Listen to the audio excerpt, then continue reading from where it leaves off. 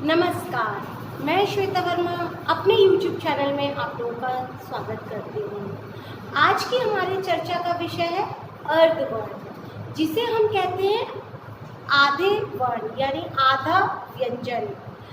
अर्धवर्ण में सभी को बच्चों को बहुत कठिनाई होती है। मैंने देखा है उन्हें कई बार तो ये भी नहीं पता होता है कि कौन सा व्यंजन किस तरह से आधा लिखा जाता है, और अगर हम इसे अभी बचपन में नहीं सीखते हैं तो ये कठिनाई हमारी आगे तक चलती है।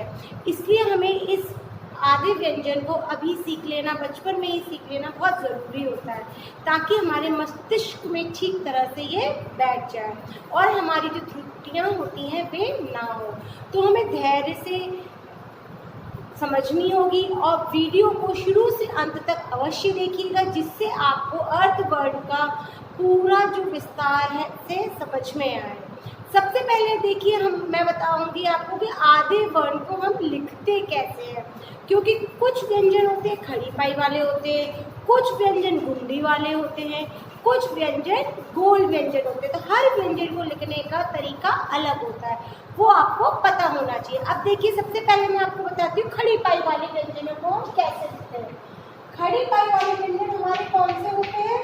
जिनके व्यंजनों के बाद में सीधी रेखा होती है, जैसे ख, ग, घ, च। इनके देखिए ये है खड़ी पाई, इसे कहते हैं खड़ी पाई। छ, ज, ल, प, भ, म। इस तरीके से ये जो व्यंजन होते हैं, ऐसे और भी व्यंजन होते हैं जो खड़ी पाई वाले व्यंजन होते हैं, उनको हम आधा कैसे लिखते हैं पहले ये देखिए।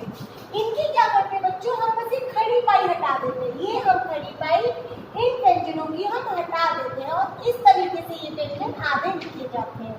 इस तरीके से ये व्यंजन आधे हो जाते हैं इनकी खड़ी पाई हटाने से। इस तरह से देखिए, इस तरह से ये व्यंजन आधे हैं।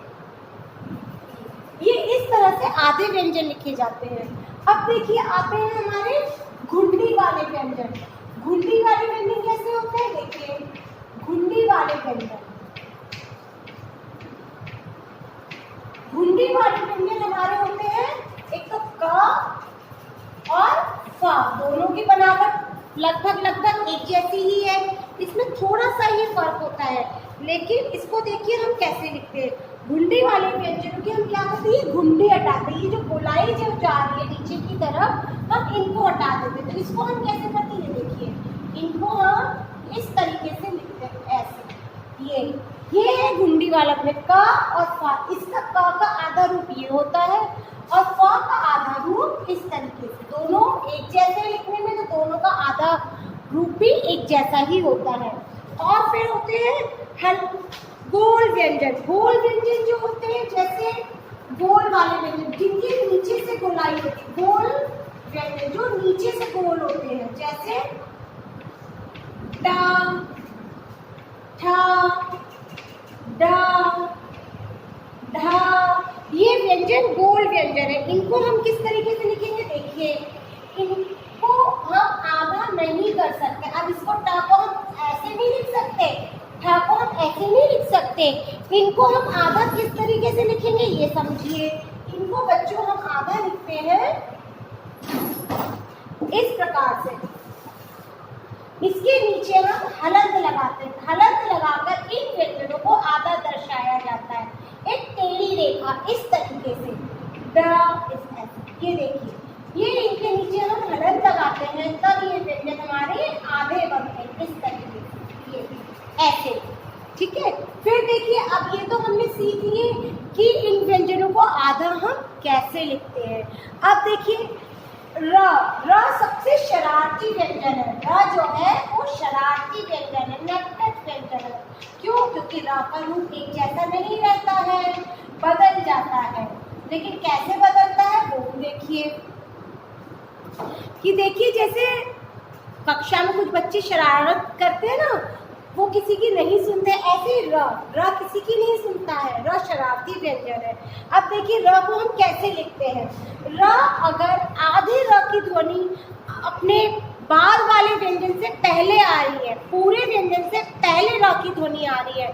तो र का जो रूप होता है ना, र को हम देखें ना तो हम इसे आधा लिख सकते हैं इस तरीके से, ना हम इसके नीचे हलंत लगा सकते हैं क्योंकि ना ये इसके अंदर पाई है ना इसमें गोलाई है।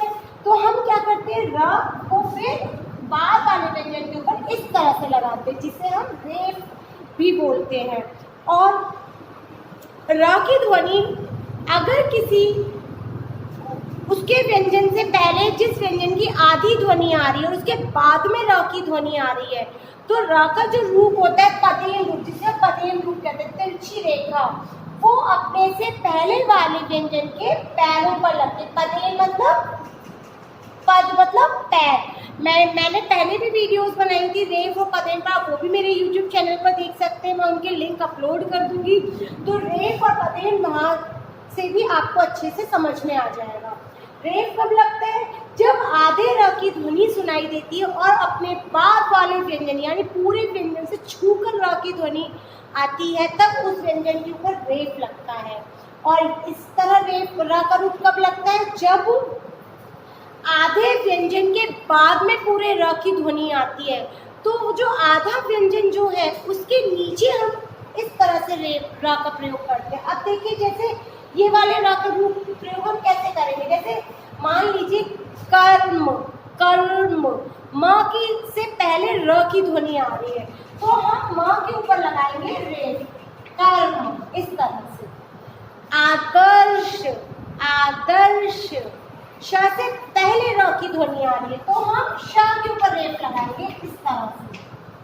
पर्वत, पर्वत, व से पहले र की ध्वनि आ रही है तो हम व के ऊपर रेफ लगाएंगे इस तरीके से। अब देखिए ये वाला रूप देखिए, तिरछी रेखा वाला पदेन। पदेन मैंने अभी आप लोगों को बताया, जब आधे व्यंजन के बाद में पूरे र की ध्वनि आती तो र को हम इस तरह से नहीं लिखते हैं, हम उस आधे व्यंजन के नीचे पदेन लगाते हैं। जैसे देखिए क्रम, क्रम, क्रम, क्रम, देखिए क्रम में क के बाद में आधे र की ध्वनि आ रही है, क के बाद में आधे र की ध्वनि आ रही है तो क के नीचे हम र का ये वाला रूप लगाएंगे क्रम। इस तरीके हम इस तरह से नहीं लिखेंगे कि आधे र की ध्वनि आ रही है तो ऐसे हम लिखेंगे क्रम, नहीं, ये क पूरा आएगा लेकिन र जो है इसके पैरों पे लगेगा इस तरह से, क्रम, ऐसे। प्रकाश, प्रकाश, इसमें प की ध्वनि आधी है, र पूरा है तो हम प्रकाश को ऐसे नहीं लिखेंगे प्रकाश, नहीं, जो आधा व्यंजन है उसे पूरा लिखेंगे और इसके नीचे हम र की को इस तरह से लगाएंगे पदेन के रूप में प्रकाश, ये इस तरह से। तो आप लोगों को ये समझ में आ गया होगा। अब देखिए अब आता है हमारा कि आधे व्यंजन को हम लिखते कैसे हैं। आधे व्यंजन जो होता है वो शब्द के शुरुआत में भी आता है, प्रारंभ में भी, शब्द के मध्य में भी आता है और शब्द के अंत में भी आता है।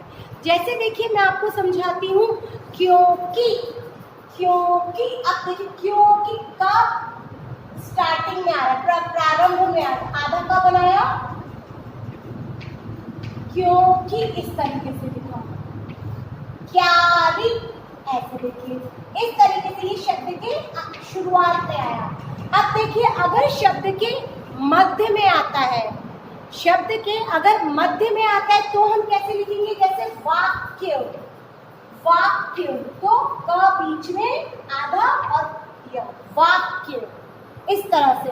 अब देखिए अगर जैसे मान लीजिए अगर हमें क अंत में लिखना है तो अंत में कभी भी व्यंजन आधा नहीं लिखते, उसको हम कैसे लिखेंगे, जैसे वाक, तो क पूरा लिखेंगे लेकिन हम उसके नीचे हलंत लगा के इसे आधा दर्शाएंगे।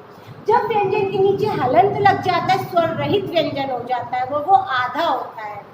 जब जिस भी व्यंजन के नीचे हम हलंत लगाते हैं तो उसका मतलब ये है कि वो व्यंजन स्वर रहित है। स्वर सहित व्यंजन जब होता है तो व्यंजन हमेशा पूरा लगता है। और ये आप लोगों को मैं पहले भी बता चुकी हूँ कि हर व्यंजन में अ की ध्वनि मिली होती, अस्वर मिला होता है। लेकिन जिस भी व्यंजन में कोई स्वर नहीं है तो उसके नीचे हम हलंत लगाते हैं। वाक में क आधा है लेकिन हम ला अंत में आ रहा है, लेकिन इसमें हम आधा ना लिखकर हम उसके नीचे हलंत लगाएंगे। अब देखिए जैसे न्यारा, न्यारा, तो न्यारा न आधा या रा, न्यारा, ये शुरू में आया। अब अगर मध्य में आए अन्य, अन्य, इस तरह से। अब देखिए गट्ठर, गट्ठर, गट्ठर में गट्ठर, इसमें पहला वाला जो है ये आधा है तो इसके नीचे हलंत लगाएंगे। गट्ठर, मट्ठा, मट्ठा, मट्ठा में देखिए टा, ये इस तरीके से लिखेंगे मट्ठा, मट्ठा, क्योंकि इनके नीचे हम हलंत लगाकर इन्हें दिखाएंगे। अब देखिए कि जैसे कुछ शब्द होते हैं जिसे हम आधे, और एक चीज का ध्यान रखिए, अगर किसी शब्द में आधा अक्षर है तो उस पर हम छोटी ई की मात्रा कैसे लगाएंगे ये देखिए। ये हमें दिक्कत महसूस होती है जब हम एक वचन से बहुवचन में बदलते तब ज़्यादा शब्द होते, जैसे मक्खी, मक्खी में ख पर छोटी ई की मात्रा है, लेकिन अगर हम इसका बहुवचन में बदलेंगे तो ये मात्रा छोटी ई में बदल जाएगी। तो छोटी ई की जो मात्रा लगती है और शब्द में अगर आधा व्यंजन है तो वो मात्रा हमेशा आधे व्यंजन से पहले लगती है, पूरे व्यंजन तक जाती है। देखिए जैसे इसका अगर हम मक्खी का वचन बदलेंगे मक्खियाँ, तो कुछ बच्चे तो ऐसे लिख देते हैं कि मात्रा बदल जाती है, छोटी से बड़ी हो नहीं, ये तो पता होता है तो वो इस तरह से लिख देंगे, लेकिन ये रॉन्ग है, ये गलत है। अगर शब्द में आधा अक्षर है तो वो मात्रा आधे अक्षर से पहले लगती है और पूरे अक्षर तक जाती है, इस तरह से होता है। मक्खियाँ क से पहले लगी और ख तक गई है मात्रा। जैसे आप और देखिए शब्द अग्नि, अग्नि, तो ग से पहले मात्रा लगेगी और ना तक जाएगी, अग्नि, इस तरह से। अब देखिए ऐसे कई सारे शब्द हैं जिसमें आधे अक्षर होते हैं, जैसे प्यास, बस्ता, बच्चा, क्यारी, और देखिए रास्ता, रेख वाला देखिए पर्वत, धार्मिक, और प्रेम, ग्रह, चिन्ह, चिन्ह में ह आधा है लेकिन हम ह के नीचे हलंत लगाएंगे क्योंकि ह नीचे से गोल है, इसके लिए हम इसके नीचे हलंत लगाकर शब्द बनाएंगे। अब देखिए जैसे और जो गोलाई वाले व्यंजन होते हैं, जैसे ट्रक, उसके ट्रक, ट्रक की ध्वनि जो है आधी है और र उसके बाद आ रहा है, तो हम इसके नीचे उल्टा वी वाले पदेन का प्रयोग करते हैं ऐसे, ट्रक, ड्रम, ड्रम, ड की ध्वनि आधी है, र की ध्वनि पूरी है, तो र को हम ट के नीचे लगाएंगे इस तरह। ट और ड के नीचे पदेन हमेशा इस तरह से प्रयोग होता है, र का रूप इस तरह से लगाया जाता है। ट्रेन, ट्रेन, ये देखिए इस तरह से लगाया जाता है। तथ्य, तथ्य, था आधा, पाई इसकी हट गई, तथ्य।